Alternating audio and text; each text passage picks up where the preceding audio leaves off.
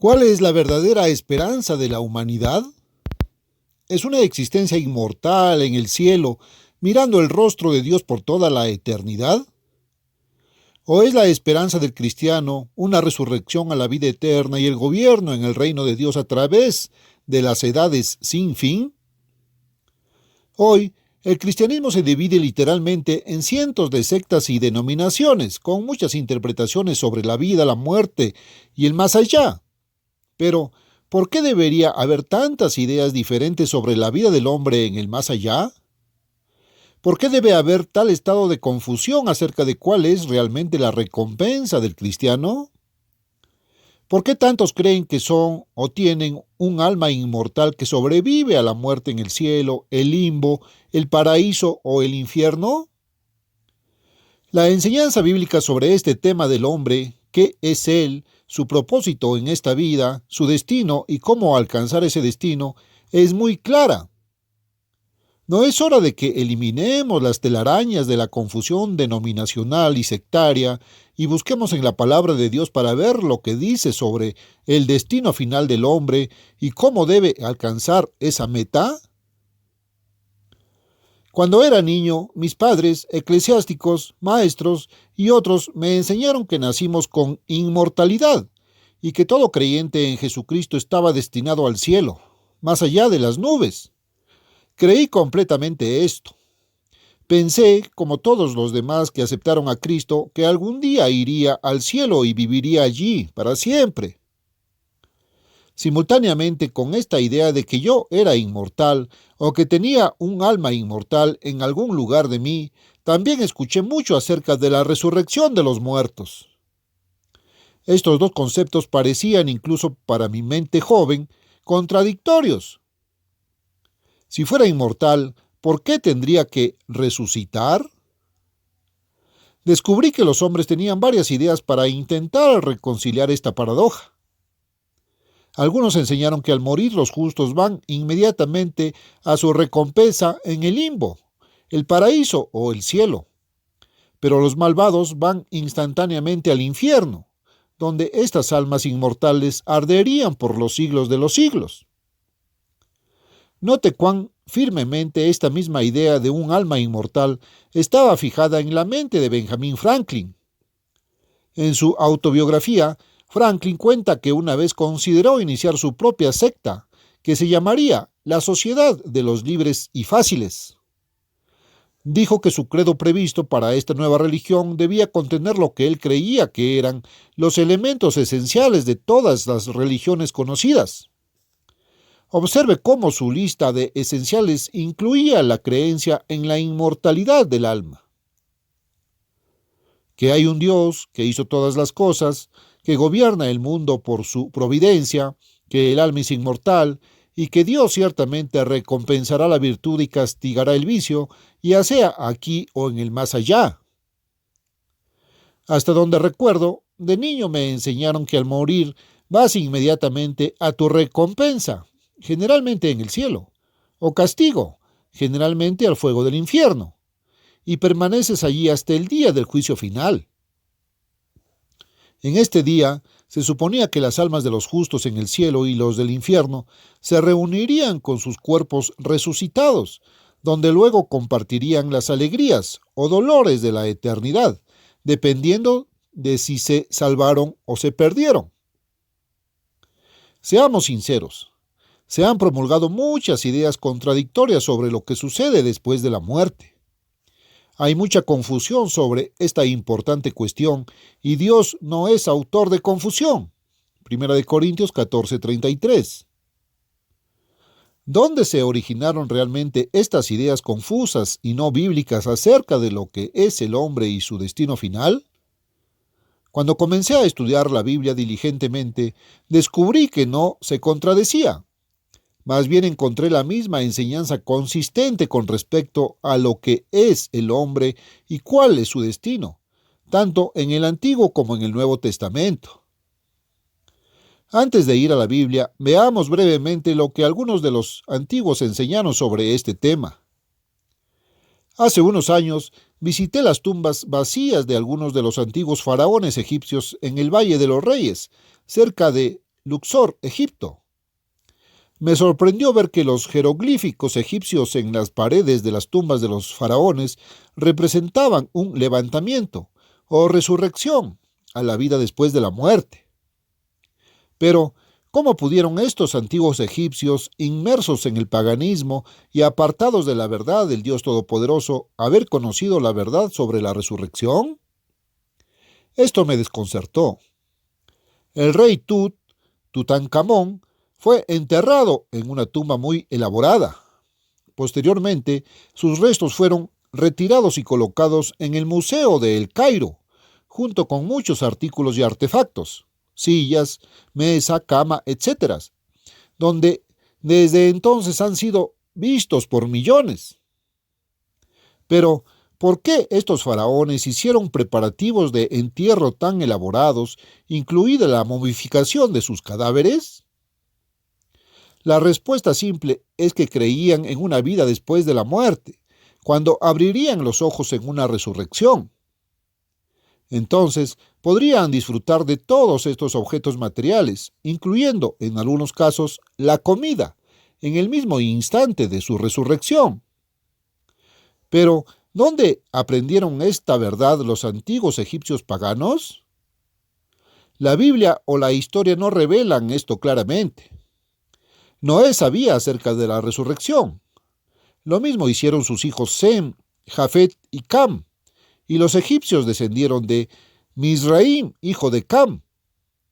Entonces, puedes ver por qué los egipcios no ignoraban esta verdad. Pero también debemos recordar que los patriarcas Abraham, quien creyó en la resurrección, ver Hebreos 11, 19 y 35, Jacob y José, primer ministro del faraón, habían pasado muchos años en Egipto. Dado que los patriarcas entendieron que Dios resucitaría a los muertos, es posible que incluso ellos hayan comunicado esta verdad a los egipcios. Note lo que el famoso historiador Edward Gibbon, en su Decadencia y caída del Imperio Romano, tiene que decir sobre el desarrollo de la idea del alma inmortal del hombre. Los escritos de Cicerón representan en los colores más vivos la ignorancia, los errores y la incertidumbre de los filósofos antiguos con respecto a la inmortalidad del alma. Los filósofos que pisaron los pasos de Platón dedujeron una conclusión muy injustificable, ya que afirmaban no solo la inmortalidad futura, sino la eternidad pasada del alma humana.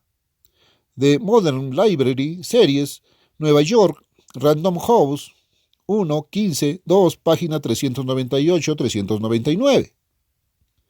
Luego Gibbon muestra cómo la creencia en un alma inmortal llegó a ser considerada como verdad. La importante verdad de la inmortalidad del alma fue inculcada con más diligencia y éxito en la India, en Asiria, en Egipto y en la Galia. Nos incumbe adorar las misteriosas dispensaciones de la providencia cuando descubrir que la doctrina de la inmortalidad del alma es omitida en la ley de Moisés. Ibid, páginas 400-401.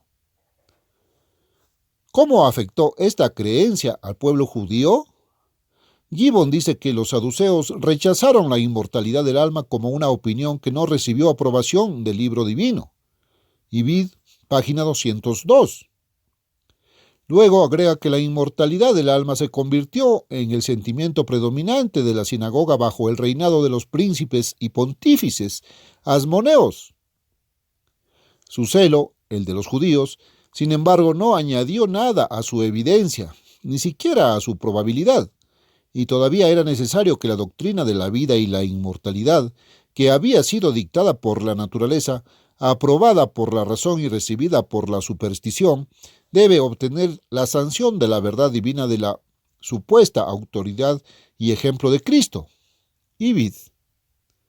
Pero Cristo, mediante la enseñanza y el ejemplo, nunca dio crédito a la doctrina espuria de la inmortalidad del alma. Pero, ¿y los griegos? Ellos y otros pueblos antiguos no creían en la resurrección. Creían que el hombre tenía un alma inmortal dentro de él, y cuando moría, esta alma se iba a algún lugar del más allá. Fue esta idea helenística de un alma inmortal la que más tarde influyó en las creencias de algunos judíos y de muchos cristianos profesantes. Pero recuerde, esta idea de que el hombre es inmortal o que tiene un alma inmortal no proviene de Dios ni de su palabra, vino directamente de los paganos. Como prueba de esto, busque este tema en cualquier buena enciclopedia. Por ejemplo, consulte el artículo Escatología en cualquiera de las ediciones posteriores de la Enciclopedia Británica. ¿Qué enseña la Biblia acerca del hombre? ¿Qué le sucede al morir? ¿Es el hombre un alma inmortal? Se nos dice, el eterno Dios formó al hombre del polvo de la tierra y sopló en su nariz aliento de vida, y fue el hombre un ser viviente. Génesis 2:7. El hombre fue creado un alma viviente. Hebreo, nefesh. Pero no dice que el hombre fue creado un alma inmortal.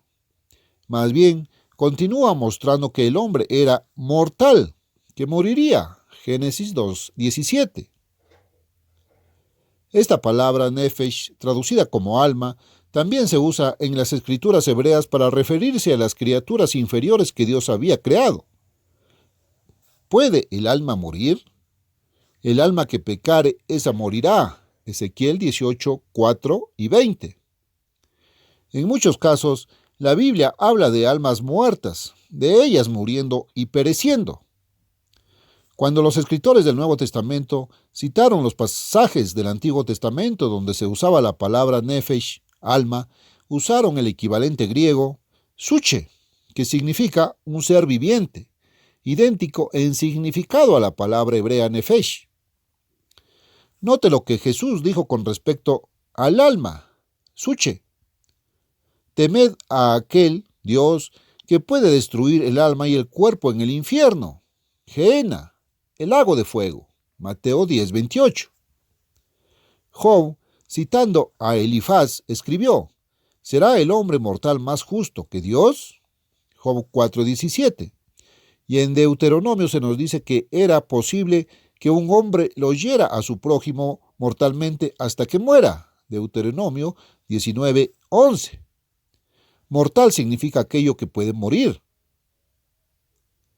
En el Nuevo Testamento, Pablo enseñó que un cristiano no debe permitir que el pecado gobierne en su cuerpo mortal. Romanos 6:12. También habló del cuerpo mortal de un cristiano siendo vivificado. Romanos 8:11.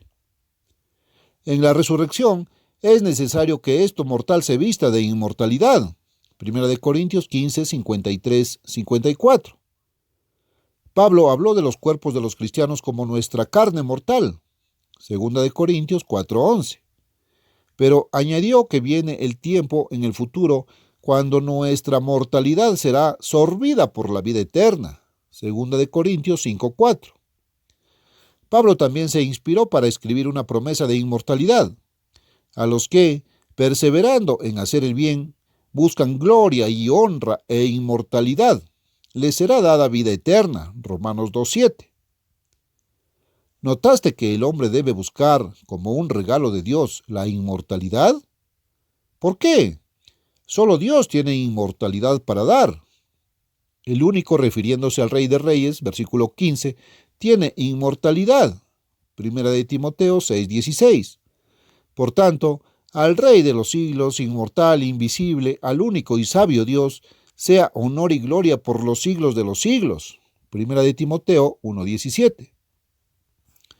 La vida eterna o la futura inmortalidad no se ofreció en ninguna parte al antiguo Israel o a las naciones gentiles durante el periodo del Antiguo Testamento. Pero la gracia de Dios, su don gratuito de vida eterna, ahora se manifiesta por la aparición de nuestro Salvador Jesucristo, que quitó la muerte y sacó a luz la vida y la inmortalidad por el Evangelio. 2 Timoteo 1:10. Si el hombre es mortal, no inmortal, entonces, ¿qué le sucede al morir?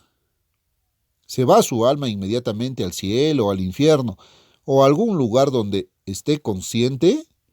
¿O va el hombre a la tumba a dormir hasta el momento de la resurrección? David fue inspirado a escribir.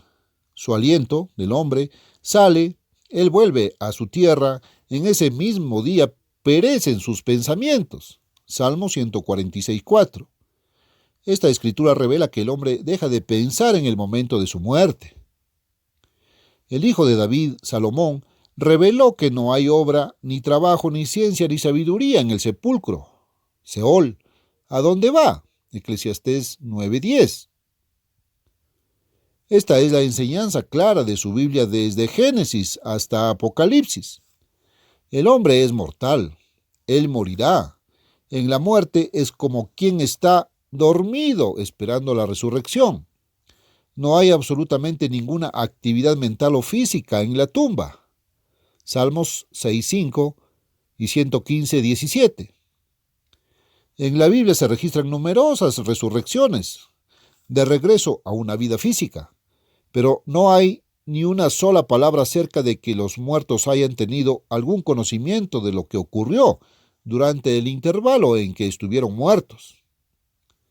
Lázaro había estado muerto 4 días, Juan 11:17, pero fue resucitado de entre los muertos por Jesucristo, y no tuvo conocimiento ni conciencia durante ese periodo de tiempo.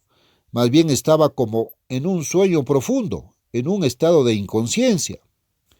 Cristo dijo: nuestro amigo Lázaro duerme, pero yo voy para despertarlo del sueño. Versículo 11.